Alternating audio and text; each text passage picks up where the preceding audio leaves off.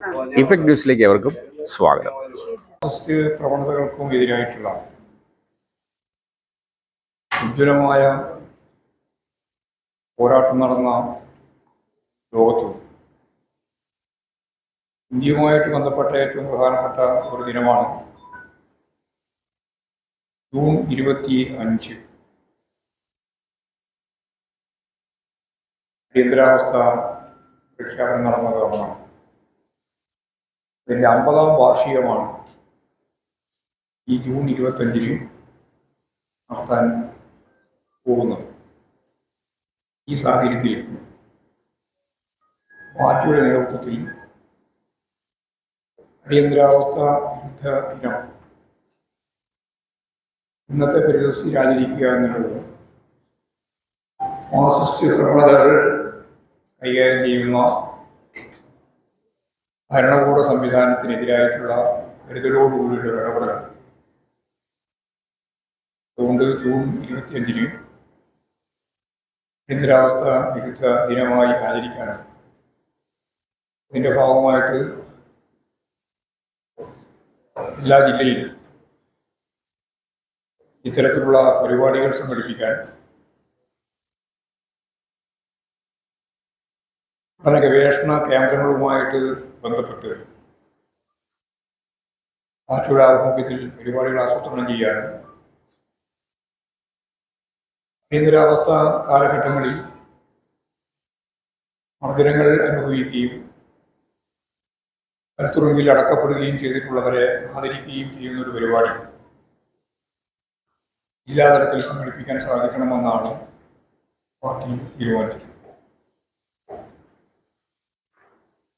ഇതിൻ്റെ 50 വർഷം കഴിയുന്ന ഈ കാലഘട്ടത്തിൻ്റെ പ്രത്യേകതയും നവഫാസിസ്റ്റ് പ്രവണതകൾ കോർപ്പറേറ്റ് താല്പര്യമനുസരിച്ച് വർഗീയ ധ്രുവീകരണത്തിലൂടെ അമിതാധികാര വാഴ്ച നടത്താൻ മോഡി ഗവൺമെൻറ്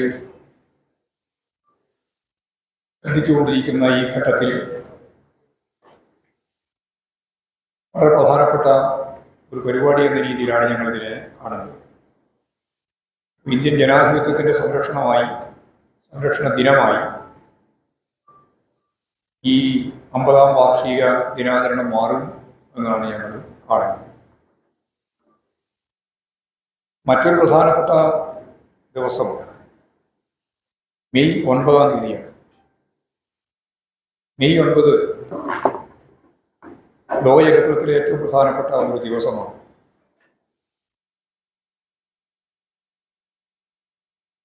അന്നത്തെ ദിവസം പാർട്ടിയുടെ ആഭിമുഖ്യത്തിൽ തന്നെയും പ്രധാനമായിട്ടും പഠന ഗവേഷണ കേന്ദ്രങ്ങളുണ്ട്. നേരത്തെ എല്ലാ വിഭാഗങ്ങളുമായി ചേർന്നുകൊണ്ടാണ് ഞാൻ അടിയന്തരാവസ്ഥ വിരുദ്ധ ദിനം ആചരിക്കും എന്ന് പറഞ്ഞത്. ഈ പഠന ഗവേഷണ കേന്ദ്രങ്ങളുടെ ആഭിമുഖ്യത്തിൽ ഇന്ന് ലോകത്ത് ജനാധിപത്യ സംവിധാനങ്ങൾ നിലനിൽക്കുന്നതിന് കടപ്പെട്ടിരിക്കുന്നത് അന്നത്തെ ഈ വിജയം നേടുന്നതിന് നേതൃത്വപരമായ പങ്കുവഹിച്ച സോവിയറ്റ് ചെമ്പടയോടാണ്.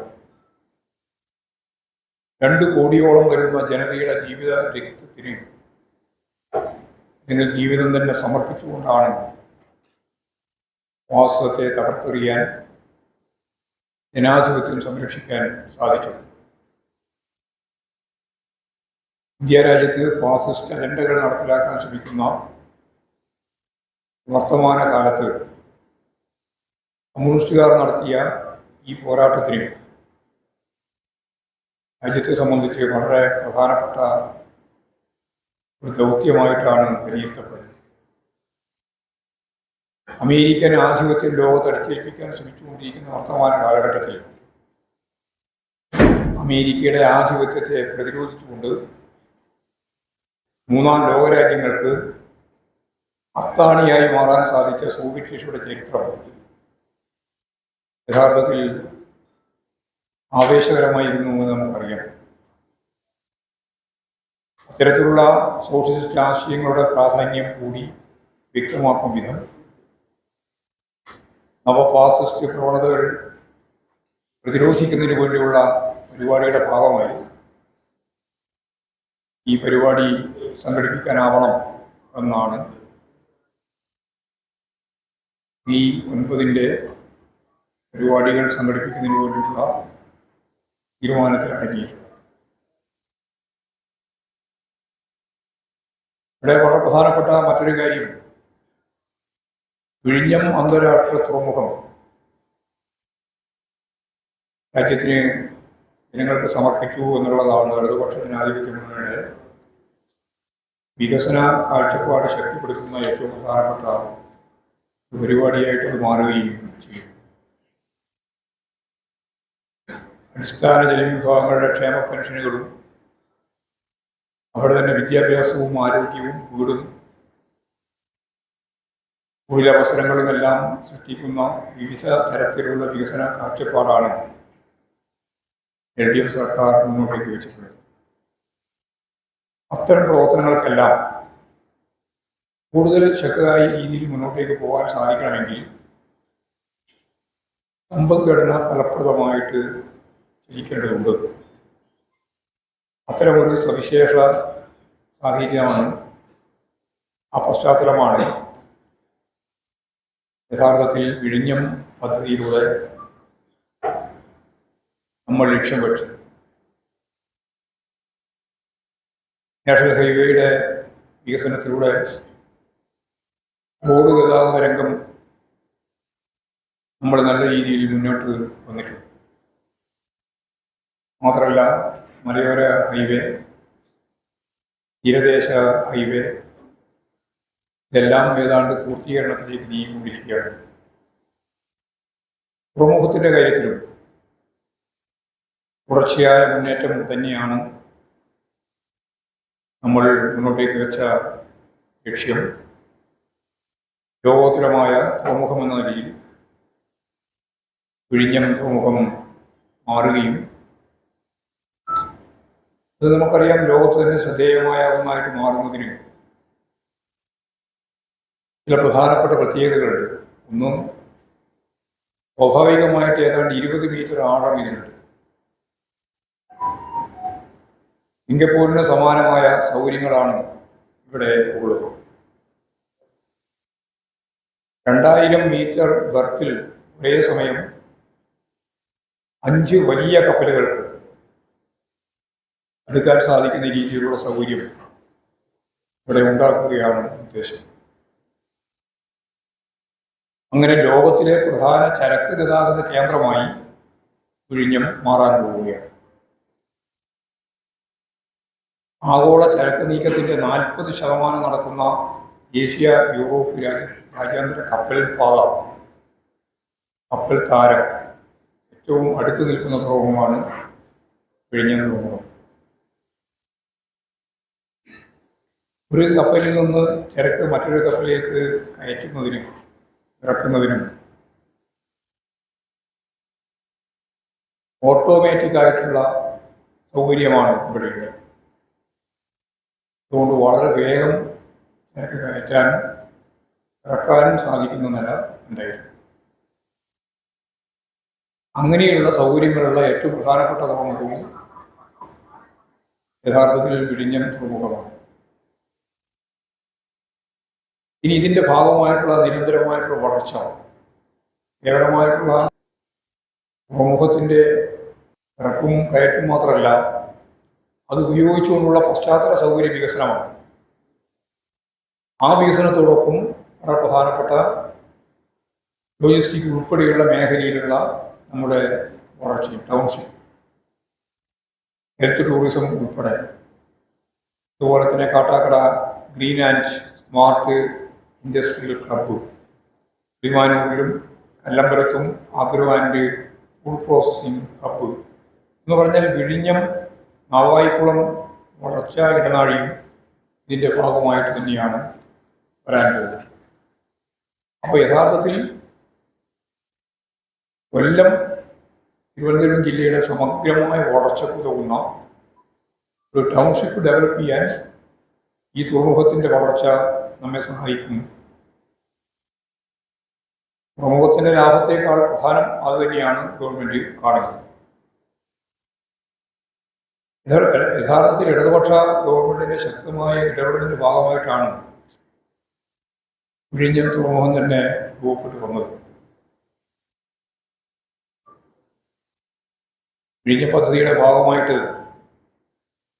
സംസ്ഥാന ഗവൺമെന്റ് ഇതിനകം 5595.34 കോടി രൂപയാണ് ചെലവിട്ടത്.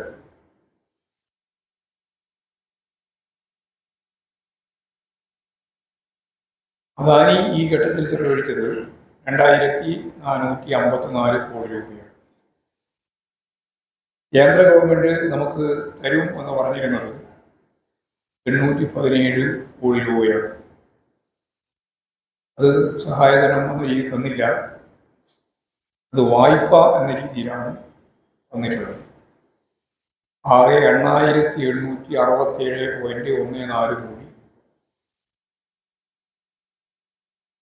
ചുരുക്കി പറഞ്ഞാൽ ഇടതുപക്ഷ ജനാധിപത്യ മുന്നണി ഗവൺമെന്റിന്റെ ശക്തിയായ സാമ്പത്തിക പിന്തുണയാണ് വിഴിഞ്ഞത്തിന്റെ രൂപീകരണത്തിലേക്ക് നയിച്ചത്. കേരള ഗവൺമെന്റിന്റെ വികസന കാഴ്ചപ്പാട് അത് സർവതല സ്പർശിയായ മേഖലയിൽ എങ്ങനെ കൈകാര്യം ചെയ്യപ്പെടുന്നു എന്നുള്ളതിന്റെ ഏറ്റവും പ്രധാനപ്പെട്ട ഉദാഹരണം കൂടിയാണ് വിഴിഞ്ഞം. യഥാർത്ഥത്തിൽ 1996 നായനാർ ഗവൺമെന്റിന്റെ ഒരു പദ്ധതി എന്ന അർത്ഥത്തിലാണ് ഇതുമായി ബന്ധപ്പെട്ട് ഹൈദരാബാദ് ആസ്ഥാനമായ കുമാർ എനർജി കോർപ്പറേഷനുമായി ചർച്ചകൾ ആരംഭിച്ചത്. 2005 വിഴിഞ്ഞ പദ്ധതി ആദ്യമായി ടെൻഡർ ചെയ്യുന്നത്. ആ ടെൻഡറിലൂടെയാണ് സും കൺസോർഷ്യവുമായി സർക്കാർ കരാർ ഒപ്പിട്ടു. എന്നാൽ ഈ പദ്ധതി മുന്നോട്ട് കൊണ്ടുപോകാനുള്ള തടസ്സങ്ങൾ വന്നു. കേന്ദ്ര ഗവൺമെന്റ് തന്നെ ഈ സും കമ്പനിയുമായിട്ട് ചൈനീസ് ബന്ധം ആരോപിച്ച് രാജ്യരക്ഷാ പ്രശ്നത്തിന് പേര് പറഞ്ഞുകൊണ്ടാണ് അതിനെ പറഞ്ഞു വെച്ചത്. പിന്നീട് വീണ്ടും ഫലപ്രദമായ ഇടപെടലിന്റെ ഭാഗമായിട്ടാണ് PS-ന്റെ കാലത്താണ് ഭൂമി ഏറ്റെടുക്കൽ പ്രക്രിയ തുടങ്ങിയത്. 2008 സർവകക്ഷി യോഗം വിളിച്ചു ചേർക്കുകയും റീ ടെൻഡർ നടപടിയിലേക്ക് കടക്കുകയും ചെയ്യുന്നു. നേരത്തെ പറഞ്ഞതുപോലെ ദുരൂഹമായ സാഹചര്യങ്ങളിൽ ഇതിന് അനുമതി നിഷേധിച്ച പശ്ചാത്തലത്തിലാണ്. ദുരൂഹത എന്ന് പറയുമ്പോൾ അത് ചൈനീസ് സംവിധാനവുമായിട്ട് ബന്ധപ്പെട്ടതാണ്. ഈ സൂം എന്ന് പറയുന്ന കമ്പനി അതിന് ബന്ധമുണ്ട് എന്നൊക്കെ പറഞ്ഞുകൊണ്ടാണ് അന്നത്തെ കേന്ദ്ര ഗവൺമെന്റ് ഇതിന് അനുവാദം നൽകാതെ നിരസിക്കുന്ന സ്ഥിതി ഉണ്ടായിരുന്നു. പിന്നീട് റീ ടെൻഡറിലേക്ക് കടന്നു. ഇതിൻ്റെ ഭാഗമായി ഒരു ഗ്ലോബൽ മീറ്റ് തന്നെ ഗവൺമെന്റ് സംഘടിപ്പിക്കുകയും 40ഓളം ഉന്നത കമ്പനികളാണ് ആ പരിപാടിയിൽ പങ്കെടുത്തത്. ഇതിൻ്റെ ഭാഗമായി ഒരു കമ്പനി നെഗറ്റീവ് ടെൻഡേഴ്സ് സമർപ്പിച്ചു. സാധാരണ ടെൻഡറുകളിൽ നിന്ന് വ്യത്യസ്തമാണ് നെഗറ്റീവ് ടെൻഡർ. അതായത് പണം അങ്ങോട്ട് കൊടുക്കുകയല്ല, പണം ഇങ്ങോട്ട് ലഭിക്കുന്നതാണ് അതിൻ്റെ പ്രത്യേകത. അങ്ങനെ 151 കോടി രൂപ സർക്കാരിന് തരാൻ തയ്യാറായ ലാൻകോം കൊണ്ടപ്പള്ളി എന്ന കമ്പനിയുമായി കരാർ അംഗീകരിച്ച് ധാരണാപത്രം ഒപ്പിട്ടു. ഈ കരാറിന് കേന്ദ്ര ഗവൺമെന്റിന്റെ അംഗീകാരം ലഭിക്കുകയും ചെയ്തു. ഞാൻ ഈ കേന്ദ്ര ഗവൺമെന്റ് അംഗീകാരം ലഭിക്കുന്നത് പോർട്ടൊക്കെ കേന്ദ്രത്തിന്റെ ഭാഗമായിട്ടാണ് നിലനിൽക്കുന്നത്. അതുകൊണ്ടാണ് കേന്ദ്ര ഗവൺമെന്റിന്റെ അംഗീകാരം ലഭിച്ചില്ല എന്ന് ഞാൻ പ്രത്യേകിച്ച് പറയുന്നു. റോഡ്, വെള്ളം, വൈദ്യുതി തുടങ്ങിയ അടിസ്ഥാന സൗകര്യ വികസനത്തിനായി 450 കോടി രൂപ LDF സർക്കാർ അനുവദിക്കുകയും ചെയ്തു. ഈ സാഹചര്യത്തിൽ ടെൻഡർ നടപടികൾക്കെതിരെ സൂം കൺസോർഷ്യം കോടതിയെ സമീപിച്ചു. ആദ്യത്തെ കമ്പനി നെഗറ്റീവ് ടെൻഡർ വിളിച്ച കമ്പനിയെ പദ്ധതിയിൽ നിന്ന് ഒഴിവാക്കുക, അത് സ്വാഭാവികമായിട്ടും അതിൻ്റെ ശ്രമം അതായിരുന്നു. ഒഴിവാക്കാനുള്ള ശ്രമത്തിൻ്റെ ഭാഗമായിട്ടായിരുന്നു ഈ കമ്പനിയുടെ ഇടപെടൽ.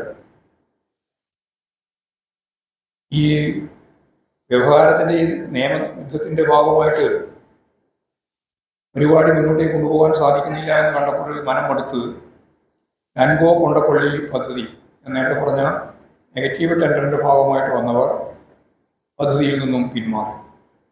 ഈ സാഹചര്യത്തിൽ ഇന്റർനാഷണൽ ഫിനാൻസ് കോർപ്പറേഷൻ്റെ IFCയെ കൺസൾട്ടൻ്റായി ഗവൺമെൻറ് നിയമിച്ചു. IFCയുടെ ശുപാർശ പ്രകാരം തുറമുഖം വികസിപ്പിക്കുന്നതിന് യഥാർത്ഥത്തിൽ തീരുമാനമായി. അങ്ങനെയാണ് യഥാർത്ഥത്തിൽ തീരുമാനം ഉണ്ടാവുന്നത്. സർക്കാർ ഉടമസ്ഥതയിലുള്ളതും നിർമ്മാണത്തിനാവശ്യമായ തുക സർക്കാർ കണ്ടെത്തുകയും നടത്തിപ്പിന് വേണ്ടി മാത്രം നാമമാത്രമായി സ്വകാര്യ പങ്കാളിത്തം ഉണ്ടാവുകയും ചെയ്യുക എന്നുള്ളതായിരുന്നു LDF ഗവൺമെൻറ്റിൻ്റെ വിഭാവനം ചെയ്ത രീതി. പദ്ധതിയുടെ ചെലവിലേക്കായി IFC വിലയിരുത്തിയ തുകയിൽ 450 കോടി രൂപ ബജറ്റ് വഴിയും 2500 കോടി രൂപ SBT ലീഡ് പാർട്ണറുമായി ബാങ്ക് കൺസോർഷ്യം വഴിയും സമാഹരിക്കാൻ തീരുമാനിച്ചു. SBI നേതൃത്വത്തിലുള്ള യഥാർത്ഥത്തിൽ ഈ പറയുന്ന അവരുടെ നേതൃത്വത്തിലുണ്ടാകുന്ന ഒരു ലീഡ് പാർട്ണർ എന്ന രീതിയിലുള്ള സംവിധാനമാണ് യഥാർത്ഥത്തിൽ നടപടി സ്വീകരിക്കാൻ തീരുമാനിച്ചതിൻ്റെ ഭാഗമായിട്ട് മുന്നോട്ടേക്ക് പോകുന്നത്. LDF സർക്കാർ അടിസ്ഥാന സൗകര്യ വികസനത്തിനായി 120 ഏക്കർ സ്ഥലം ഏറ്റെടുക്കാൻ നടപടി സ്വീകരിച്ചു. അതിൽ 31 ഏക്കർ ഏറ്റെടുക്കുകയും 71 ഹെക്ടറിൻ്റെ നടപടി നടത്തി വരികയും ചെയ്യുകയും. നേരത്തെ പറഞ്ഞ പോലെ റോഡ് വികസനം, ശുദ്ധജല വിതരണം, പുതിയ റോഡുകൾ, വൈദ്യുതി, റെയിൽവേ എന്നിവയെല്ലാം തുക വിലയിരുത്തുകയും പ്രാഥമികമായ പ്രവർത്തനങ്ങൾ തുടങ്ങി വെക്കുകയും ചെയ്തു. പദ്ധതി പ്രദേശത്ത് മറ്റ് നിർമ്മാണങ്ങളൊന്നും അനുവദിക്കുന്നില്ല എന്ന നിലപാട് LDF ഗവൺമെൻറ് സ്വീകരിച്ചു. തുറമുഖത്തിന് മാത്രമായ ശുദ്ധജല വിതരണത്തിന് കേരള വാട്ടർ അതോറിറ്റിയുമായി ചർച്ച ചെയ്ത് പ്രത്യേക പദ്ധതി തീരുമാനിക്കുകയും ചെയ്തു. ഇത്രയും കാര്യങ്ങളാണ് LDFിൻ്റെ ഭാഗമായിട്ട് നടന്നത്. കാരണം ഇതെല്ലാം ഇപ്പോഴും വലിയ ചർച്ച നിങ്ങൾ നടത്തുന്നുണ്ട്. ആരാണ് പങ്കാളി, ആരാണ് ഇതിൻ്റെ ഉടമ എന്നൊക്കെ ചോദിച്ച് ചർച്ച നടക്കണ്ടല്ലോ. അതുകൊണ്ട് തന്നെ ഞാൻ ഇത്തിരി വിശദമായിട്ട് പറയുന്നത്. നിങ്ങൾക്ക് ഇതൊന്നും കേൾക്കാൻ വലിയ താല്പര്യമുണ്ടാവില്ലെന്ന് എനിക്കറിയാം. കാരണം നിങ്ങൾക്ക് വളരെ പലതുമാണ് കേൾക്കാൻ താല്പര്യം. ഇത് ഇടതുപക്ഷ ജനാധിപത്യ മുന്നണി അതിൻ്റെ ആദ്യം മുതൽ അതിന് ഭൂമി ഏറ്റെടുക്കുന്നത് ഉൾപ്പെടെയുള്ള മുഴുവൻ കാര്യങ്ങൾക്കും പണം ചെലവഴിച്ച് വർക്ക് ചെയ്ത് ഇന്നത്തെ നിലയിൽ എത്തിച്ചത് ഇടതുപക്ഷ ജനാധിപത്യ മുന്നണി ഗവൺമെൻറ്റാണ്. UDF സ്വീകരിച്ച സമീപനത്താണ് 450 കോടി രൂപ സർക്കാർ ബഡ്ജറ്റ് വഴിയും 2500 കോടി രൂപ ബാങ്കുകളുടെ കൺസോർഷ്യം ചുമതലപ്പെടുത്തിയ SBI ക്യാപ്പ് വഴിയും സമാഹരിക്കാൻ LDF സർക്കാർ ആരംഭിച്ച സമയം സുതാര്യമായിട്ടാണ് നടപടികൾ എല്ലാം ഉണ്ടായിരുന്നത്. ആ നടപടിക്രമങ്ങളെ മുഴുവൻ UDF സർക്കാർ അട്ടിമറിച്ചു. ഒന്നാമത് ഇതെല്ലാം അട്ടിമറിച്ചു. ഞാൻ ഈ പറഞ്ഞത് നേരത്തെ പറഞ്ഞില്ല, 450 കോടി രൂപ ബഡ്ജറ്റിൻ്റെ ഭാഗമായിട്ട് പറഞ്ഞു. ഞാൻ നേരത്തെ പറഞ്ഞ കാര്യങ്ങളല്ലോ. അതിൻ്റെ ഭാഗമായിട്ട് 2500 കോടി രൂപ കണ്ടെത്താനും SBI അതിൻ്റെ ലീഡർ ബാങ്കായിട്ട് കണ്ടുപിടിക്കാനും കൺസോർട്ട് ഉണ്ടാക്കാനും തീരുമാനിച്ചതുൾപ്പെടെയുള്ള എല്ലാ നടപടിക്രമങ്ങളും UDF അധികാരത്തിൽ വന്നപ്പോൾ അട്ടിമറിച്ചു. ഇത്തരത്തിൽ LDF സർക്കാർ കൊണ്ടുവന്ന സുതാര്യമായ രീതികളെ അട്ടിമറിച്ചുകൊണ്ടാണ് UDF പദ്ധതി മുന്നോട്ടേക്ക് പോയത്. LDF സർക്കാർ അധികാരത്തിൽ എത്തിയതോടെ അദാനിയുമായി ഉണ്ടാക്കിയ കരാർ റദ്ദാക്കാൻ ഇടപെടാൻ പെട്ടെന്നുണ്ടാകുക വീണ്ടും കേസും അതിൻ്റെ ഭാഗമായിട്ട് പ്രശ്നങ്ങൾ വരും. അതുകൊണ്ട് തുടരാൻ തന്നെയാണ് ഗവൺമെൻറ് തീരുമാനിച്ചത്. സ്വകാര്യവൽക്കരണ നിലപാടാണ് യഥാർത്ഥത്തിൽ പിന്നീട് UDF കൈകാര്യം ചെയ്തത്. അതിൻ്റെ തുടർച്ചയായിട്ടാണ് കരാർ ഉൾപ്പെടെ വന്നത്. ആ കരാറിൻ്റെ ഘട്ടത്തിൽ അന്ന് ഞങ്ങൾ വിമർശനം ഉന്നയിച്ചിരുന്നു. സ്വകാര്യവൽക്കരണമാണ്. നേരത്തെ പറഞ്ഞതുപോലെ ഗവൺമെൻറ് തന്നെ കൈകാര്യം ചെയ്യാൻ കഴിയായിരുന്നു. നടത്തിപ്പുമായിട്ട് ബന്ധപ്പെട്ട് ചെറിയ രീതിയിലുള്ള ഒരു പ്രൈവറ്റ് പാർട്ടിസിപ്പേഷൻ മാത്രമേ വേണ്ടിയിരുന്നുള്ളൂ എന്നത് മാറ്റി അതിൽ നിന്ന് വ്യത്യസ്തമായ നിലപാട് അവരാണ് സ്വീകരിച്ചത്. നെഗറ്റീവ് ടെൻഡറിൽ നിന്ന് സംസ്ഥാന സർക്കാർ 5000 കോടിയിലേറെ ചെലവഴിക്കുന്ന നിലയിലേക്ക് എത്തിയതും അദാനിക്ക് ഇവിടെ ഇടപെടാനുള്ള അവസരമൊരുക്കിയതും UDF നടത്തിയിട്ടുള്ള ഇടപെടലിൻ്റെ ഭാഗമായിട്ടാണ്. ഇതിനെയാണ് ഞങ്ങൾ വിമർശിച്ചത്. അന്നും ആ വിമർശനം ഞങ്ങൾ ഉന്നയിച്ചിട്ടുണ്ട്. ഇന്നും ആ വിമർശനത്തിൽ തന്നെയാണ് ഞങ്ങളുള്ളത്. സ്വകാര്യവൽക്കരണ രീതിയോട് ഞങ്ങൾക്ക് അന്നും യോജിപ്പുണ്ടായിരുന്നില്ല. അതിൻ്റെ അർത്ഥം സ്വകാര്യ പങ്കാളിത്തമൊന്നും പാടില്ല എന്നായിരുന്നില്ല. ഇപ്പോൾ നിങ്ങൾക്കിതിൻ്റെ മലയാള മനോരമ ഒരു വാർത്ത നന്നായിട്ട് കൊടുത്തു. എപ്പോഴാണ് 1% നമുക്ക് ലാഭവിഹിതം കിട്ടാൻ പോകുന്നത്? അത് എത്ര കൊല്ലം കഴിഞ്ഞാലാണ് കിട്ടുക? അത് കിട്ടിയാൽ തന്നെ എത്രയാണ് പിന്നീട് വളരുക? 1% വർദ്ധിപ്പിച്ച് 40%ത്തിലേക്ക് എത്ര കൊല്ലം കഴിഞ്ഞാലാണ് എത്തുക എന്നെല്ലാം ഈ കരാറിൻ്റെ ഭാഗമായിട്ടുള്ള പ്രശ്നമാണ്. അപ്പോൾ സത്യം പറഞ്ഞാൽ 99% ലാഭവും അദാനിക്ക് ലഭിക്കത്തക്ക രീതിയിലാണ് ഇതിൻ്റെ ഭാഗമായിട്ടുള്ള കരാർ. ആ കരാർ വ്യവസ്ഥയെ ഞങ്ങൾ അന്ന് എതിർത്തിട്ടുണ്ട്.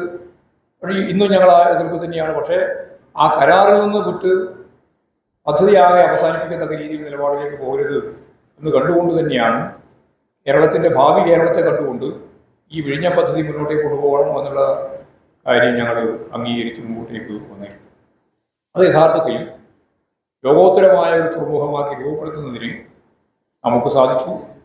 അത് ഞാൻ നേരത്തെ പറഞ്ഞതുപോലെ നല്ല രീതിയിൽ ഗവൺമെൻറ് പണം ഉൾപ്പെടെ സാമ്പത്തിക പ്രതിരോധം കേന്ദ്ര ഗവൺമെൻറ് തീർത്ത ഈ പശ്ചാത്തലത്തിലും നല്ല രീതിയിൽ നമുക്ക് മുന്നോട്ടേക്ക് പോകാനും പ്രവർത്തിപ്പിക്കാനും സാധിച്ചതിൻ്റെ ഭാഗമായിട്ട് അന്ന് മുഖ്യമന്ത്രി പറഞ്ഞതുപോലെ ഇതും സാധ്യമായി എന്ന് പറഞ്ഞാൽ ഒരു പരിപാടിയും നടപ്പിലാക്കാൻ അനുവദിക്കില്ല എന്ന് പറഞ്ഞ UDF ഒരു ഭാഗത്ത്, ഒരു വികസന പ്രവർത്തനവും നടത്താൻ പറ്റില്ല എന്ന് രാഷ്ട്രീയ തീരുമാനം കൈക്കൊണ്ടവരാണ് അവർ.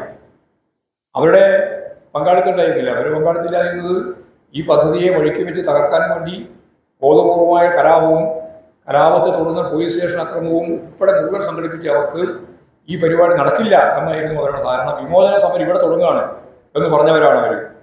സ്വാഭാവികമായിട്ട് അവർക്ക് വലിയ രീതിയിൽ പരിപാടി നടന്നു മുമ്പോട്ടേക്ക് വരുമ്പോൾ അവർക്ക് പ്രയാസമുണ്ട് എന്നുള്ളത് ഉൾപ്പെടെ കണ്ടുകൊണ്ടാണ് അവർ ഈ പരിപാടി ബഹിഷ്കരിക്കാൻ തീരുമാനിച്ചത്. പക്ഷേ ജനങ്ങളെല്ലാം അതിശക്തിയായ രീതിയിലുള്ള പിന്തുണയോടുകൂടിയാണ് ഈ പദ്ധതി നന്നായിട്ട് മുന്നോട്ടേക്ക് കൊണ്ടുപോയിട്ടുള്ളത് എന്നുള്ളതാണ് ഞാൻ പറഞ്ഞു വന്നതിൻ്റെ അടിസ്ഥാനം.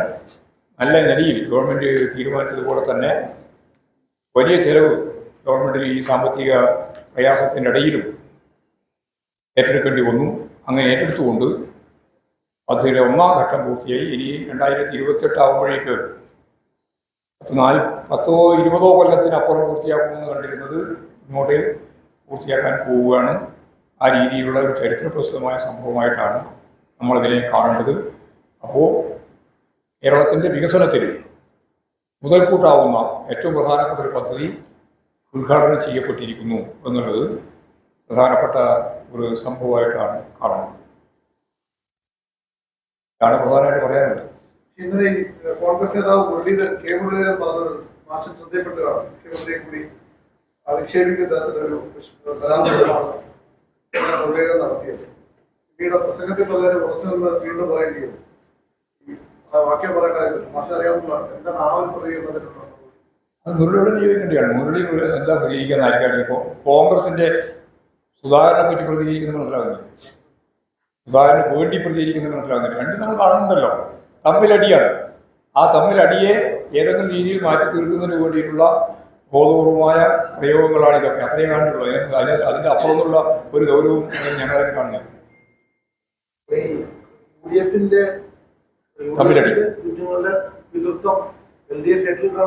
അതെ പറഞ്ഞ ഞാൻ ഈ മുഴുവൻ വിശദീകരിക്കപ്പെട്ട ആരോ പറഞ്ഞ പോലെ രാമായണം മുഴുവൻ വായിച്ചതിന് ശേഷവും പിന്നെ രാമനും സീതയും തമ്മിലുള്ള ബന്ധം ചോദിച്ച പോലെയല്ലേ ഇത്. ഞാനീ പറഞ്ഞ മലയാളത്തിൽ ഇത്രയും പറഞ്ഞത് ഞാൻ നിങ്ങൾ ഈ ചോദ്യമെല്ലാം ചോദിക്കുന്നു കണ്ടുകൊണ്ട് തന്നെയാണ് ഞാനിത് തയ്യാറാക്കിയത്. അതിന്റെ ഭാഗമായിട്ടാണ് നാൾ വഴി ഈ കാര്യങ്ങൾ മുഴുവൻ നിങ്ങളോട് പറഞ്ഞത്. ആരാണ് ഇതിന്റെ പിതൃത്വം എന്ന് മനസ്സിലായില്ലേ? അല്ലെ, ആക്ഷേപത്തിന് മറുപടി പറയേണ്ട കാര്യമില്ല. എന്ത് ആക്ഷേപം? തോന്നിയാസം പറയുന്നതിന് ആരെങ്കിലും ആക്ഷേപമായെന്ന് പറയൂ. ഇതിന്റെ തന്ത ആരാണ് എന്നുള്ളത് ഇപ്പൊ നിങ്ങൾക്ക് വ്യക്തമായില്ലേ? പിന്നെ ഞാൻ മറുപടി പറയേണ്ട കാര്യമുണ്ട്. തോന്നിയാസാണ് പറയുന്നത്. BJP ഇതിലൊരു അവകാശവാദമായിട്ട് BJPയുടെ സംസ്ഥാന അധ്യക്ഷനൊക്കെ വന്ന് സ്വീകരിക്കുന്നു. BJP പ്രധാനമന്ത്രിയുടെ അല്ല, BJPയുടെ സാധാരണ രീതിയിൽ സംസ്ഥാന ഗവൺമെന്റിന്റെ പരിപാടികൾ എങ്ങനെയാണ്? അസംബ്ലിയിൽ പ്രാതിനിധ്യമുള്ള എല്ലാ രാഷ്ട്രീയ പാർട്ടികളുടെ പ്രതിനിധികളും ജനപ്രതിനിധികളും ചേരുന്നതാണ് സംസ്ഥാന ഗവൺമെന്റിന്റെ ഔദ്യോഗിക പരിപാടികളുടെ ലിസ്റ്റ്. ഇത് പ്രധാനമന്ത്രിയുടെ പരിപാടിയുടെ ഭാഗമായിട്ട് അവർ കൊടുത്ത ലിസ്റ്റിൽ ഇവിടെ BJP സംസ്ഥാന പ്രസിഡന്റിന്റെ പേര് രേഖപ്പെടുത്തിയിരിക്കുകയാണ്. അവരുടെ പ്രോട്ടോകോൾ അനുസരിച്ചാണ് ഇവിടെ കാര്യങ്ങൾ കൈകാര്യം ചെയ്യുന്നത്. അതിന്റെ ഭാഗമായിട്ടാണ് അങ്ങനെ വന്നത്. അപ്പോൾ ഇവിടെ രാഷ്ട്രീയ പാർട്ടി എന്ന രീതിയിൽ പരിശോധിച്ചാൽ അസംബ്ലിയിൽ പ്രാതിനിധ്യം ഇല്ലാത്ത പാർട്ടിയാണ് BJP. അപ്പോൾ BJPയെ സംബന്ധിച്ചിടത്തോളം സംസ്ഥാന ഗവൺമെന്റ് പരിപാടിയുടെ ഭാഗമാണ് ക്ഷണിക്കേണ്ട കാര്യം. അല്ലെങ്കിൽ ക്ഷണിക്കുന്നുണ്ടെങ്കിൽ പിന്നെ എല്ലാ രാഷ്ട്രീയ പാർട്ടിയുടെ പ്രതിനിധികളെ സ്വാഭാവികമായിട്ട് ക്ഷണിച്ചിട്ടില്ല. അപ്പോൾ പരിപാടി തുടങ്ങുന്നത് 2 മണിക്കൂർ മുമ്പ് രാജീവ് ചന്ദ്രശേഖരൻ റെഡിയായിട്ട് വന്നിരിക്കുന്നു എന്നുള്ളത് മാത്രമേ ഉണ്ടായിട്ടുള്ളൂ. അത് സ്വയം പരിഹാസിയായാണ് ചെയ്തത്. പൊതുവെ അവൻ കണ്ടതാണല്ലോ എല്ലാവരും, മാധ്യമങ്ങളെല്ലാം അത് മനസ്സിലാക്കിയതാണ്. പക്ഷേ ഇപ്പൊ ഈ സംസ്ഥാന സർക്കാർ ഈ BJP സംസ്ഥാന പ്രസിഡന്റിനെ PMO ആണ് അതിനകത്ത് തിരികെ കയറ്റിയെന്നാണ് നമ്മൾ ഉന്നയിച്ചുകൊണ്ടിരിക്കുന്നത്. അവരുടെ ലിസ്റ്റ്. പക്ഷെ സംസ്ഥാനം കൊടുത്തതാണെന്ന് മന്ത്രി വാസവൻ വാർത്താ സമ്മേളനത്തിൽ പറയുന്നതായിട്ടുള്ള വീഡിയോകൾ ഇപ്പോൾ കോൺഗ്രസ് അല്ല, അത് പ്രസിദ്ധീകരിച്ചോട്ടെ, അത് കോൺഗ്രസ് കൂടി പ്രസിദ്ധീകരിക്കും. ഞങ്ങൾക്കതിൽ യാതൊരു തർക്കമില്ല, ഔദ്യോഗികമായിട്ടും തർക്കമില്ല. തർക്കമില്ലാതെ എന്താ PMO എന്ന് പറഞ്ഞാൽ മനസ്സിലായോ, പ്രൈം മിനിസ്റ്റർ ഓഫീസ് നൽകുന്നതാണ് ലിസ്റ്റ്. ആ ലിസ്റ്റ് അനുസരിച്ച് മാത്രമേ അവിടെ ആൾക്ക് പ്രവേശനമുള്ളൂ, ഇരിക്കാനും പറ്റുള്ളൂ. അതിന്റെ ഭാഗമായിട്ടാണ് അവിടെ രാജീവ് ചന്ദ്രശേഖരൻ വന്നത്. ഞാൻ ഇത്രയും പറഞ്ഞിരുന്ന കാര്യം മനസ്സിലായില്ലേ? മന്ത്രി എന്താണോ പറഞ്ഞത് ഞാൻ കണ്ടിട്ടില്ല, ശ്രദ്ധിച്ചിട്ടില്ല. ഇവിടെ മുഖ്യമന്ത്രി തന്നെ വ്യക്താക്കിയിരുന്നു. ഇതാണ് കാര്യം. ഇനി മന്ത്രിന്റെ പേര് പറഞ്ഞ കാര്യം. മന്ത്രി അങ്ങനെ പറഞ്ഞിട്ടുണ്ടെങ്കിൽ മന്ത്രി പറഞ്ഞത് എങ്ങനെയാണെന്ന് ചോദിക്കാം. പോരെ? അത് ശരിയല്ല. അതാണ്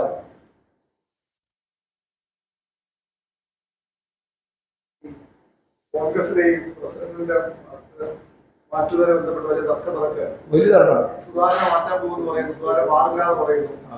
എന്താണ്? ഞങ്ങൾക്കധികം ഇടപെടേണ്ട കാര്യമില്ല.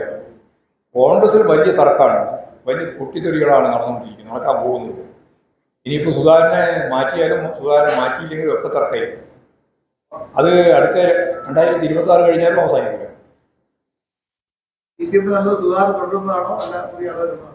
ഞങ്ങൾക്ക് കോൺഗ്രസ് അല്ലേ, കോൺഗ്രസിന്റെ പ്രസിഡന്റ് ആരും മാറിയാലും മാറിയില്ലെങ്കിൽ ഞങ്ങൾക്ക് ഞങ്ങൾ കോൺഗ്രസിന്റെ പ്രസിഡന്റ് ആരാന്ന് നോക്കിയിട്ട് നിലപാട് സ്വീകരിക്കുന്നവരൊന്നുമല്ല. കോൺഗ്രസിന്റെ പ്രസിഡന്റിന്റെ പ്രശ്നമല്ല ഇവിടെ, അവിടെ നിലപാട് നയവുമാണ് പ്രശ്നം. കോൺഗ്രസ് ഈ കാലം അത്രയും ചെയ്തിട്ടുള്ളത് ഇന്ത്യയിലെ ഏറ്റവും വലിയ മുതലാളിമാരായിട്ട് ടാറ്റയും ബിർളയും അദാനിയെയും അംബാനിയും ഒക്കെ വളർത്തിയെടുക്കുക എന്നുള്ള, ഭൂപ്രമുഖന്മാരെ നിലനിർത്തുക എന്നുള്ള സാമ്രാജ്യത്വ സാമ്പത്തിക ശക്തികൾക്ക് പൂർണ്ണമായിട്ട് അടിയറ പറയുന്ന നിലപാട് സ്വീകരിച്ച പാർട്ടിയാണ് കോൺഗ്രസ്. അത് തന്നെയാണ് BJP. ഒരു വ്യത്യാസമില്ല, അന്നുമില്ല ഇന്നുമില്ല, ഒരേ വർഗ നിലപാടാണ്. കോൺഗ്രസിൽ പൊട്ടിത്തെറിയാണ് നല്ല രീതി. പക്ഷേ ഈ അവർ തമ്മിൽ തത്വമാണ് പറഞ്ഞത്, കോൺഗ്രസ് ശക്തമാകുന്നത്. അത് ശക്തിയായിട്ടാണ് ഇപ്പോൾ ഉള്ളത്. അതാണ് ഇപ്പോഴത്തെ നില. വളരെ ശക്തിപ്പെട്ട നിലയാണുള്ളത്. കാരണം ഗ്രൂപ്പ് അങ്ങോട്ടും ഇങ്ങോട്ടും. അദ്ദേഹം തന്നെ പറഞ്ഞത് എന്നെ മൂലത്തിരുത്താൻ ശ്രമിക്കും. ഞാനൊന്നും പറയേണ്ട ചെയ്യും. എന്നെ മൂലത്തിരുത്താൻ ശ്രമിക്കുകയാണ് പാർട്ടിക്കകത്ത് തന്നെയുള്ള ഒരു ഗ്രൂപ്പും നേതാവും. അത്രയും പറഞ്ഞ സ്ഥിതിയിൽ ആരാണ് എന്ന് നിങ്ങൾക്ക് തന്നെ വ്യക്തമല്ലേ?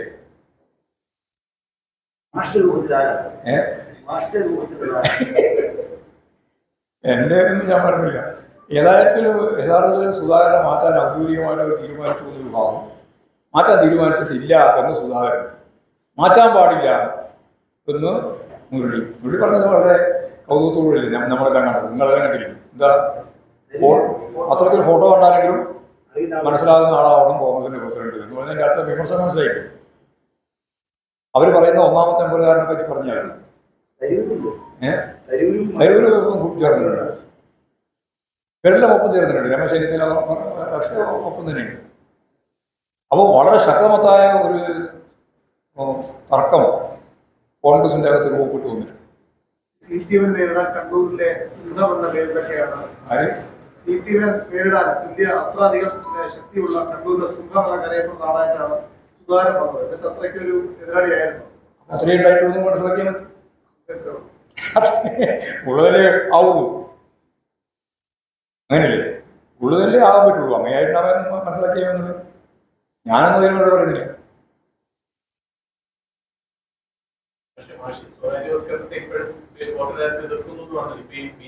ഞാൻ പറഞ്ഞത് മനസ്സിലായില്ലേ? സ്വകാര്യവൽക്കരണത്തെ പൂർണ്ണമായി എതിർക്കുന്ന രീതിയല്ല ഞാൻ പറഞ്ഞത്.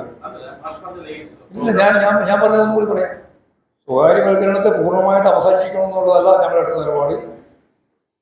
മുൻകൈ ഗവൺമെന്റിൽ അതിന്റെ ഭാഗമായിട്ട് ചിലപ്പോൾ മറ്റൊരു മൂലധന ശക്തികളെയും ഉപയോഗിക്കേണ്ടി വരും. അതിനൊന്നും ഞങ്ങൾക്ക് യാതൊരു നിലപാട് വ്യത്യാസമില്ല. 18ാം പാർട്ടി കോൺഗ്രസ് ആണ് ഈ നിലപാട് സ്വീകരിച്ചത്. ADB വായ്പയുമായിട്ട് ബന്ധപ്പെട്ട കാര്യത്തിൽ CPIM ഗവൺമെന്റുകൾ എന്ത് നിലപാട് സ്വീകരിക്കണമെന്നതിനെ പറ്റി പറഞ്ഞപ്പോൾ ഗവൺമെന്റുകൾ എടുക്കേണ്ടുന്ന നിലപാട് ജനവിരുദ്ധമല്ലാത്ത, വലിയ രീതിയിൽ കെട്ടുപാടുകളില്ലാത്ത മൂലധനത്തെ നാടിൻ്റെ വളർച്ചയ്ക്കും വികസനത്തിനും വേണ്ടി ഉപയോഗിക്കാൻ സംസ്ഥാന ഗവൺമെന്റുകൾക്ക് സാധിക്കേണ്ടതുണ്ട് എന്ന് CPIMന്റെ 18ാം പാർട്ടി കോൺഗ്രസ് തന്നെ കൃത്യമായ നിലപാട് സ്വീകരിച്ച് രാജ്യത്തെ ജനങ്ങളോട് വിശദീകരിച്ചിട്ടുണ്ട്. ഇനി അതിൻ്റെ ഒപ്പം ചേർന്ന് പലതും പറയാൻ അല്ലാണ്ട് ഇപ്പോൾ അതിൻ്റെ ഭാഗം കൊണ്ട് ചർച്ച ചെയ്തുകൊണ്ടിരിക്കുമ്പോൾ കാര്യം പാർട്ടിക്കില്ല. സ്വകാര്യം എന്ന് കേൾക്കുമ്പോൾ തന്നെ വലിയ വല്ലാതെ വിഷം വന്ന് പോകുന്നുള്ള തെറ്റിദ്ധാരണ വേണ്ട. അതെ, അദാനിയെ പാർലമെന്റായിട്ടല്ല ഉദ്ദേശിക്കുന്നത്. അദാനിയുടെ സഹായം കൂടി ചേർത്തുകൊണ്ട് ആ പദ്ധതി വിജയിപ്പിച്ച് മുന്നോട്ട് കൊണ്ടുപോകാനാണ് ഞങ്ങൾ ശ്രമിച്ചത്. അതിന് കരാറുണ്ടാക്കിയപ്പോൾ ആ കരാറിന് സ്വകാര്യവൽക്കരണമായിരുന്നു അവർ ഉദ്ദേശിച്ചത് എന്നാണ് ഞാൻ പറഞ്ഞത്.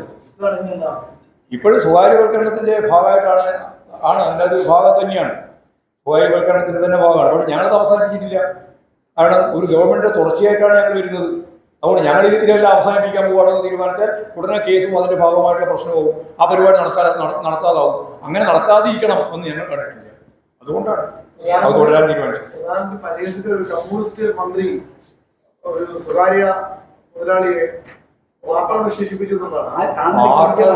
ഞാൻ പറഞ്ഞില്ലേ, മലയാളത്തിലെ പറയുന്നത് 18ാം പാർട്ടി കോൺഗ്രസ്, CPIMന്റെ 18ാം പാർട്ടി കോൺഗ്രസ് മൂലധന ശക്തികളോട് എങ്ങനെയാണ് പെരുമാറേണ്ടത് എന്ന കാര്യം ADB വായ്പ ഓർമ്മയില്ല. അതുപോലെ തന്നെ സാർവദേശിക അങ്ങനെയാണ് അത് ഉപയോഗിച്ചത്. അങ്ങനെ ചരടില്ലാതെ വായ്പകൾ, ചങ്ങലാന്ന് നേരെ പറഞ്ഞില്ലേ, കയറ് കെട്ടിവലിക്കുന്ന രീതി അവസാനമില്ലാത്ത നിലയിലുള്ള കടം നമുക്ക് വാങ്ങാം, അവരെ നമുക്ക് സമീപിക്കാം, അവരുടെ സ്വാധീനം നമുക്ക് ഉപയോഗിക്കാം. ചൈനയിൽ പോലും അതല്ലേ ചെയ്തുകൊണ്ടിരിക്കുന്നത്. അവിടെ 1990 ആദ്യമാണല്ലോ അവിടെ കലാപമൊക്കെ സംഘടിപ്പിച്ചത്. ആ കലാപത്തിനെതിരായി ജനങ്ങൾ മുന്നോട്ടേക്ക് വന്നു. കലാപം പൂർണ്ണമായി തകർന്നു. അതിനുശേഷം ഡെങ് സിയാവോപിങ്ങാണ് പറഞ്ഞത്, ഞങ്ങൾ 2020 ആകുമ്പോഴേക്ക് മാത്രമേ ഒരു പട്ടിണിയും ദാരിദ്ര്യവും ഒക്കെ അവസാനിപ്പിക്കുന്ന, തൊഴിലില്ലായ്മയും പാർപ്പിട പ്രശ്നവും ഒക്കെ അവസാനിപ്പിക്കുന്ന ഒരു രാജ്യമായിട്ട് വരുള്ളൂ എന്ന് അന്ന് പറഞ്ഞു. 1930 കൊല്ലത്തെ ആരംഭിച്ചുകൊണ്ടാണ് പറഞ്ഞത്. ആ 30 കൊല്ലക്കാലത്തിനിടയിൽ ആ ചൈന അത്രത്തോളം വളർന്നു. ചൈന വളരുന്നതിന് ഉപയോഗിച്ച് മൂലധനത്തിലെ പ്രധാനപ്പെട്ട മൂലധനം വിദേശ മൂലധനം ഉൾപ്പെടെ ചേർത്തുകൊണ്ടല്ലേ ചൈന വളർന്നത്. അത് ചൈന എന്ന് പറയുന്ന ഒരു വലിയ രാജ്യം, ഇത് കേരളം എന്ന് പറയുന്ന ഒരു ചെറിയ സംസ്ഥാനം. ഈ സംസ്ഥാനത്തിന്റെ പരിമിതിക്കകത്തു നിന്നുകൊണ്ട് നമ്മുടെ കേരളത്തെ വളർത്തി മുമ്പോട്ടേക്ക് കൊണ്ടുപോകുന്നതിന് നമ്മുടെ മൂലധനം കൊണ്ട് മാത്രം സാധിക്കാതിരിക്കുമ്പോൾ, സ്റ്റേറ്റ് മൂലധനം കൊണ്ട് മാത്രം സാധിക്കാതിരിക്കുമ്പോൾ, അല്ലെങ്കിൽ പ്ലാൻ ഫണ്ട് കൊണ്ട് മാത്രം സാധിക്കാതിരിക്കുമ്പോൾ മറ്റ് മൂലധന സ്വരൂപണം നടത്താൻ എന്തൊക്കെയാവും? അപ്പോൾ സാധാരണമാവാം സ്വകാര്യ മൂലധനം ഉപയോഗിക്കാം. അങ്ങനെ നിരവധി മൂലധനങ്ങൾ ഉപയോഗിച്ചുകൊണ്ട് കേരളത്തിന്റെ വളർച്ച, കേരളത്തിന്റെ വികാസം, കേരളത്തിലെ ജനങ്ങളുടെ ജീവിത നിലവാരം മെച്ചപ്പെടുത്തൽ, ശക്തിപ്പെടുത്തണം എന്നാണ് നമ്മൾ കണ്ടിട്ടുള്ളത്. ആ കണ്ടതിന് പാർട്ടിയുടെ അംഗീകാരം നൽകിയതാണ് ഞാൻ നേരത്തെ പറഞ്ഞ ഇപ്പോൾ 24ാം പാർട്ടി കോൺഗ്രസ് ആണ് വരുന്നത്. 18ാം പാർട്ടി കോൺഗ്രസ് മുതൽ ഞങ്ങൾ ഈ നിലപാട് സ്വീകരിച്ച് മുമ്പോട്ടേക്ക് പോവുകയാണ്. അതുകൊണ്ട് നിങ്ങൾ ചോദിക്കുന്ന ചോദ്യത്തിന്റെ ഭാഗമായിട്ട് പാർട്ടിക്കകത്ത് എന്തൊക്കെയോ വലിയ ആക്ഷേപം ഉണ്ടാവും, ആ അഭിപ്രായ വ്യത്യാസം ഉണ്ടാവും, നിങ്ങൾ തെറ്റിദ്ധരിക്കേണ്ടതെന്ന് പറയാൻ വേണ്ടിയിട്ടാണ് ഞാൻ ഇത്രയും പറഞ്ഞത്. നിങ്ങൾക്ക് മനസ്സിലാക്കാൻ വേണ്ടി ഞാൻ പറഞ്ഞത് മാത്രമേ ഉള്ളൂ. അല്ലാതെ വേറെ നിങ്ങൾ ചോദിച്ച ചോദ്യത്തിന് ഉത്തരവായിട്ട് മാത്രമേ ഇത്രയും പറയേണ്ട കാര്യമില്ല. നമ്മൾ ചൈനയെ പോലെ ആവില്ല, നമ്മൾ നമ്മളെ പോലെ ആവില്ല. നമ്മളെങ്ങനെ ചൈനയെ പോലെ ആവുക? കേരളം കേരളത്തെ പോലെ ആവും. കേരളം കേരളത്തെ പോലെ തന്നെ ആവുന്ന യാതൊരു സംശയം വേണ്ട. ഇന്ത്യയെ ഒരു സംസ്ഥാനത്തിന് നേടാനാവാത്ത ഉജ്ജ്വല വളർച്ച നേടിയിട്ടുള്ള ഒരേ ഒരു ഇന്ത്യൻ സംസ്ഥാനം കേരളം തന്നെയാണ്. അത് കേന്ദ്ര ഗവൺമെന്റ് പറയുന്നുണ്ട്, എല്ലാവരും പറയുന്നുണ്ട്, എല്ലാവരും സമ്മതിക്കുന്നുണ്ട്. അപ്പോൾ കേരളത്തിൻ്റെ ഒരു വളർച്ചയുണ്ട്. അത് നമ്മുടെ തന്നെ വളർച്ച രീതിയാണ്. 1957 മുതലും അതിനു മുമ്പും നടത്തിയിട്ടുള്ള രാഷ്ട്രീയ ഇടതുപക്ഷ ഇടപെടലിന്റെ ഭാഗമായിട്ട് തന്നെയാണ് ഈ കേരളം ഇന്നത്തെ രീതിയിൽ വളർന്നു വന്നിട്ടുള്ളത്. ഇനിയും മുന്നോട്ടേക്ക് പോകും. ഒരു അർദ്ധ വികസിത രാജ്യത്തിന്റെ ജീവിത നിലവാരത്തിലേക്ക് കേരളത്തിലെ ജനങ്ങളെ നയിക്കുക എന്നുള്ളതാണ് നവകേരളം. അതാണ് ഉദ്ദേശം.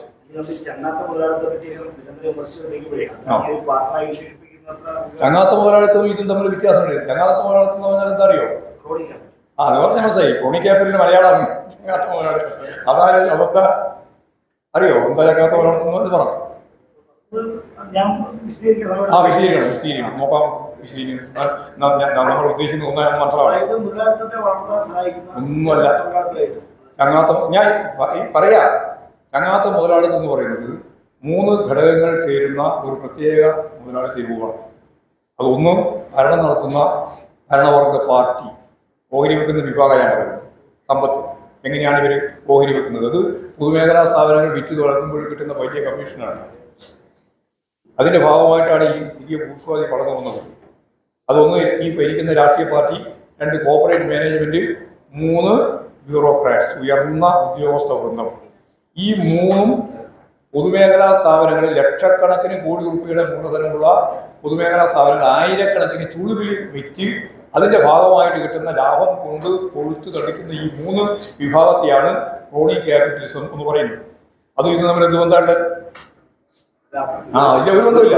അതും ഇതും നമ്മൾ യാതൊരു ബന്ധമില്ല. ഇത് വിറ്റ് തുറക്കുന്നില്ല. ഗവൺമെന്റിന് തന്നെ പങ്കാളിത്തത്തോടുകൂടെ ശക്തിയായിട്ട് മുന്നോട്ടേക്ക് പോകാൻ ഉദ്ദേശിക്കുന്നത്. അത് സ്വകാര്യവൽക്കരിക്കാനുള്ള ശ്രമം നടത്തിയപ്പോഴാണ് ഞങ്ങൾ വിമർശിച്ചത്. ഇപ്പോഴും നല്ല രീതിയിൽ ഗവൺമെന്റ് തന്നെ, ഗവൺമെന്റ് അത് ഞാൻ പറഞ്ഞില്ലേ, കണക്ക് പറഞ്ഞില്ലേ, ഇപ്പോൾ പരിമിതമായ സ്വകാര്യവൽക്കരണമാണ്. പരിമിതമായ സ്വകാര്യവൽക്കരണം. പരിമിതമായ സ്വകാര്യവൽക്കരണം പറഞ്ഞാൽ സ്വകാര്യ, ഞാൻ നേരത്തെ പറഞ്ഞതാണ്, മൂലധന നിക്ഷേപത്തിന്റെ ഭാഗമായിട്ട് വരുമ്പോഴോ കടം വാങ്ങുമ്പോഴോ സ്വകാര്യ മൂലധനം വാങ്ങുന്നതിനെ ഞങ്ങൾ ഇതിലല്ല. അത് ഞാൻ നേരത്തെ പറഞ്ഞു, ഇപ്പം പറഞ്ഞില്ലേ.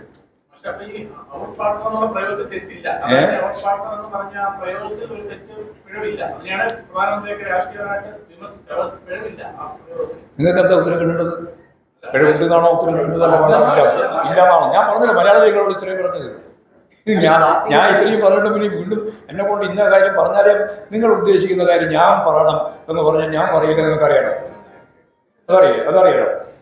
നിങ്ങൾ ഉദ്ദേശിക്കുന്ന കാര്യം ഞാൻ പറയണമെന്ന് പറഞ്ഞാൽ ഞാൻ പറയില്ല എന്ന കാര്യം നിങ്ങൾക്കറിയാലോ.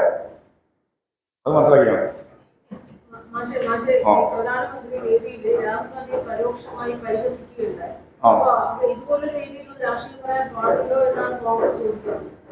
ആരാ രാഷ്ട്രീയം പറയാതിരിക്കുന്നത്? ആരാ രാഷ്ട്രീയം പറയാതിരിക്കുന്നത്? എല്ലാവരും രാഷ്ട്രീയം തന്നെയല്ലേ പറഞ്ഞുകൊണ്ടിരുന്നത്. അത് മുഖ്യമന്ത്രി പറഞ്ഞതും രാഷ്ട്രീയമാണ്, പ്രധാനമന്ത്രി പറഞ്ഞതും രാഷ്ട്രീയം. വാസം പറഞ്ഞത് രാഷ്ട്രീയമാണ്. എല്ലാവരും പറഞ്ഞത് രാഷ്ട്രീയം തന്നെയാണ്. രാഷ്ട്രീയമാണ് പിന്നെ രാജ്യം ഉണ്ടാകും. രാഷ്ട്രീയം പറഞ്ഞതെന്ന് പറഞ്ഞാൽ പിന്നെ കുമ്പളങ്ങനെ പറ്റിയാ പറയാ. രാജ്യം ഭരിക്കുന്ന പാർട്ടിയുടെ നേതാക്കന്മാർ പ്രസംഗിക്കുമ്പോൾ രാഷ്ട്രീയം തന്നെയാണ് പ്രസംഗിക്കുക. ഇത് നിങ്ങൾക്ക് ചോദിക്കേണ്ടുന്ന ചോദ്യം ഇങ്ങനെയായിരുന്നു കൊണ്ടത്. കക്ഷി രാഷ്ട്രീയം പറയണമെന്നുള്ളത് മാത്രമാണ്. കക്ഷി രാഷ്ട്രീയം പറയേണ്ട കാര്യമുണ്ട്. കക്ഷി രാഷ്ട്രീയം കൂടി പറഞ്ഞു. അതാ പറഞ്ഞു. അത് ശരിക്കും പറയണ്ടില്ല. കക്ഷി രാഷ്ട്രീയം പറയണ്ടില്ല. അതെ, രാഷ്ട്രീയം പറഞ്ഞോട്ടെ, കുഴപ്പമില്ല. കക്ഷി രാഷ്ട്രീയം പറയാം. രാജീവ് ചന്ദ്രശേഖർ പങ്കെടുത്തതിനെ വിമർശിക്കുമ്പോഴേ ഇന്നലെ മുഖ്യമന്ത്രി പങ്കെടുത്ത മുഴുവനാട് ബീച്ചിന്റെ നവീകരണ പരിപാടിയിൽ കണ്ണൂർ ജില്ലാ സെക്രട്ടറി കെ രാഗേഷ് ക്ഷണിക്കാതെ വേദിയിലുണ്ടായിരുന്നു. അത് വെറുതെ പറഞ്ഞാണ്. കാരണം എന്താ അറിയാം, അവിടെ എല്ലാ രാഷ്ട്രീയ പാർട്ടികളും ഞാൻ നേരത്തെ പറഞ്ഞതല്ല, നിങ്ങൾക്കൊരു വാർത്ത ഉണ്ടാക്കാൻ വേണ്ടി പറഞ്ഞുകൊണ്ടിരിക്കുകയാണ്. എല്ലാ സംസ്ഥാന ഗവൺമെന്റിന്റെ പരിപാടികളിലും അവിടെയുള്ള അംഗീകൃത രാഷ്ട്രീയം എന്ന് പറഞ്ഞാൽ പ്രാതിനിധ്യമുള്ള രാഷ്ട്രീയ പാർട്ടിയുടെ പ്രതിനിധികളെ വിളിക്കാറുണ്ട്. അങ്ങനെ വിളിക്കുകയും ചെയ്തിട്ട് പോവുകയും ചെയ്യുന്നുണ്ട്. എല്ലാപ്പോഴും പോയിട്ടുണ്ട്. മുഖ്യമന്ത്രിയുടെ പരിപാടിയിൽ തീർച്ചയായിട്ടും ജില്ലാ സെക്രട്ടറി പോകും. അതൊരു വാർത്തയായിട്ട് മനോരമ കൊണ്ടുവന്നേ ഇന്ന്. അത് പിന്നെ എപ്പോ എല്ലാ സന്ദർഭത്തിലും ഉള്ള ഒരു പണിയാണല്ലോ. രാകേഷ് ക്ഷണിക്കേണ്ട കാര്യമില്ല. രാഷ്ട്രീയ പ്രവർത്തക പ്രതിനിധികൾ നമ്മളൊന്നും ക്ഷണിച്ചിട്ടുണ്ടല്ലോ അവിടെ. അതിനെന്താ പിന്നെ വേറെ പ്രത്യേക ക്ഷണം എന്തായിട്ടത്? അവിടുത്തെ ജില്ലാ പരിപാടിയിൽ ഏറ്റവും പ്രധാനപ്പെട്ട പ്രമുഖ പാർട്ടി നേതാവ് തന്നെയില്ലേ? പാർട്ടി നേതാവ് ജില്ലാ കമ്മിറ്റി സെക്രട്ടറി തന്നെയാണല്ലോ. ചിലപ്പോൾ വേറെ ആരെങ്കിലും അവിടെ ക്ഷണിച്ചിട്ടുണ്ടാവും. അപ്പോൾ അവിടെ പ്രസംഗിക്കുന്നതല്ലേ പ്രശ്നമുള്ളൂ. രണ്ടാളെ പ്രസംഗിക്കേണ്ടതല്ലേ. ഒരാളെ പ്രസംഗിക്കുന്നതിന് വേറെ രണ്ടാളെ പ്രസംഗിച്ചാൽ മനസ്സിലാക്കാം. പങ്കെടുത്തതിനെ സംബന്ധിച്ചിടത്തോളം തന്നെ വിമർശിക്കുന്നത്.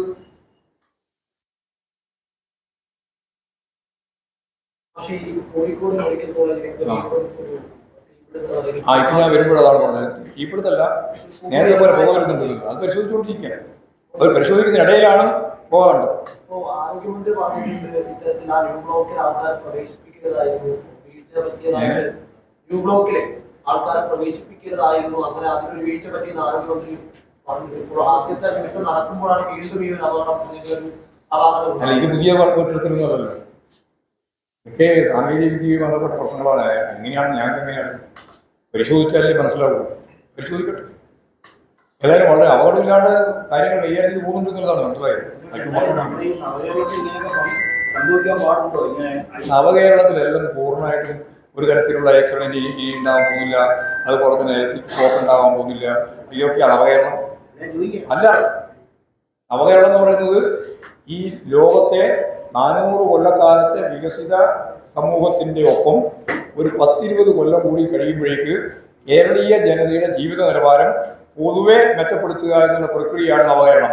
അതിനകത്ത് ഏഴോ ഒരു ഇലക്ട്രിക് ഷോക്ക് ഉണ്ടായിട്ടുണ്ടല്ലോ, അത് വെച്ച് നോക്കിയിട്ട് പിന്നെ അതെന്ത് നവകേരളം എന്ന് ചോദിക്കുന്ന ചോദ്യത്തിന് എന്തെങ്കിലും പറയാനാ? വികസിത ജീവിത നിലവാരത്തിലെ ഷോർട്ട് സർക്യൂട്ട് ഒരു ഘടകമല്ലേ? വികസിത ജീവിത നിലവാരത്തിലെ ആശുപത്രിയിലെ ഷോർട്ട് സർക്യൂട്ട് ഒരു ഘടകമല്ല. സർക്യൂട്ട് ഘടകമാണ്. അതല്ല പരിഹരിക്കുന്നത്. ഉണ്ടാവും. പ്രശ്നമില്ലാണ്ട് പരിഹരിക്കാൻ പറ്റില്ലല്ലോ. പ്രശ്നമില്ലാണ്ട് പരിഹരിക്കാൻ പറ്റില്ലല്ലോ. പ്രശ്നം ഉണ്ടായാൽ പ്രശ്നം ഉണ്ടാവുന്നതേ ഉണ്ടാവുകയും ചെയ്യും. പ്രശ്നം ഇല്ലാണ്ടിരിക്കില്ല. പ്രശ്നം പലതരം ഉണ്ടാവും. ഇനിയും ഉണ്ടാവും. ഈ വികസിത സമൂഹത്തിലും പ്രശ്നം ഉണ്ടാവും. അപ്പോൾ പരിഹരിക്കും. ഒരു നാണക്കേടില്ല. എന്ത് നാണക്കേടില്ല? ഐസിയിലൊക്കെ അപകടം സംഭവിക്കുന്നത് എന്ത് നാണക്കേടാണെന്ന് നിങ്ങൾ കാണേണ്ടത്.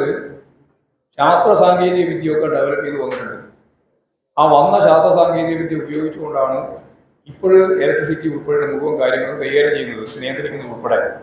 അതിൻ്റെ അകത്ത് വരാവുന്ന എന്തെങ്കിലും തകരാറിൻ്റെ ഫലമായിട്ട് കുഴപ്പമുണ്ടാകുന്നുണ്ട്. ആ കുഴപ്പം പരിഹരിക്കല്ലാണ്ട് വേറെ വഴി? ശാസ്ത്ര സാങ്കേതിക വിദ്യ തെറ്റാണ്, ഇനി അത് വേണ്ടെന്ന് പറയാൻ പറ്റും. പരിഹരിക്കാം. പണ്ടത്തെ പോലെ തന്നെ മണ്ണെണ്ണയും വിളക്കുമായിട്ട് പുറപ്പെടാൻ തന്നെ നടക്കും. അപ്പോൾ അത് പരിഹരിച്ച് മുന്നോട്ടേക്ക് പോകും. പുതിയ ശാസ്ത്ര സാങ്കേതിക വിദ്യ നമുക്ക് ഉപയോഗിക്കുകയും ചെയ്യാം. അങ്ങനെ പറ്റുള്ളൂ. അതുപോലെ ഈ കഴിഞ്ഞ ഈ ഒരു മാസക്കാലത്തിനിടയിൽ 3 കുട്ടികളാണ് ഈ പേവിഷബാധ ഏറ്റുമാറി. 3 പേരും വാക്സിനേഷൻ എടുത്തവരാണ്. തെരുവ് നായ്ക്കളാണ് ആക്രമിച്ചിരിക്കുന്നത്. ആ ഒരു സാഹചര്യം വാക്സിൻ എടുത്തവരാണ്. വാക്സിൻ എടുത്താണ്. അപ്പോൾ വാക്സിന്റെ ആധികാരികതയാണ് അത് ചോദ്യം ചെയ്യപ്പെടുന്നത്. അതിന് മന്ത്രി പറഞ്ഞ ഉത്തരം വളരെ കറക്റ്റാണ്. കേന്ദ്ര ഗവൺമെന്റിന്റെ എല്ലാ അർത്ഥത്തിലുള്ള പരിശോധനയിലൂടെയും പൂർണ്ണമായിട്ടും ഇത് യോഗ്യമാണെന്ന് കണ്ടെത്തിയിട്ടുള്ള വാക്സിനാണ് കൊടുത്തത്. അപ്പോൾ സ്വാഭാവികമായിട്ട് ഇവിടെ നിന്ന് കൊണ്ടുപോകുന്ന വാക്സിൻ കൊടുത്തതല്ല. എല്ലാം ഗവൺമെന്റ് സംവിധാനത്തിന് ഗവൺമെന്റ് സപ്ലൈ ആണ്. അതിന്റെ ഭാഗമായിട്ട് കൊടുത്തത് തന്നെയാണ്. ഈ തെരുവുനായ നിർമ്മാർജ്ജനം കൂടി ഫലപ്രദമായി കാണേണ്ടത്. കാരണം നിർമ്മാർജ്ജനം കൂടി ഫലപ്രദമായി കാണേണ്ടത്. കാരണം SAT ആശുപത്രിയിൽ കുട്ടികൾ ചികിത്സയ്ക്ക് വരുമ്പോൾ പോലും ഒരു 20 കുറയാതെ ഉള്ള നായകൾ അവിടെ ആ പരിസരത്ത് അടങ്ങിയിട്ട് നടക്കുക. അത് ഈ കുട്ടി ചികിത്സയിൽ കഴിഞ്ഞിരുന്ന ആശുപത്രിയാണെന്നുള്ള കാര്യം കൂടി ഒരു ആശുപത്രിയുടെ കാര്യം. ഒരു ആശുപത്രി ആശുപത്രി മാത്രമല്ല, നാട്ടിലെ മുഴുവൻ പട്ടി നായകൾ ഒരുപാടുണ്ട്. നീ കൊല്ലാൻ പാടില്ലല്ലോ. അത് മനസ്സിലായില്ലേ? ഇതിന് കൊല്ലാൻ പറ്റില്ല. ഇന്ത്യൻ കേരളം മാത്രമാണ് ആകെ ചെയ്യാൻ സാധിക്കുന്നത്. അതിനൊക്കെയുള്ള ഒരുപാട് പരിമിതികളും പ്രശ്നങ്ങളുണ്ട്. അവിടെ നായിനെ കണ്ടുപോയി ഉടനെ നമ്മൾ പറഞ്ഞ ചെയ്യാനായിട്ട് ഒന്നും ചെയ്യാൻ പറ്റില്ല. കേരളത്തിലല്ല, ഇന്ത്യയിൽ. ശരി ശരി.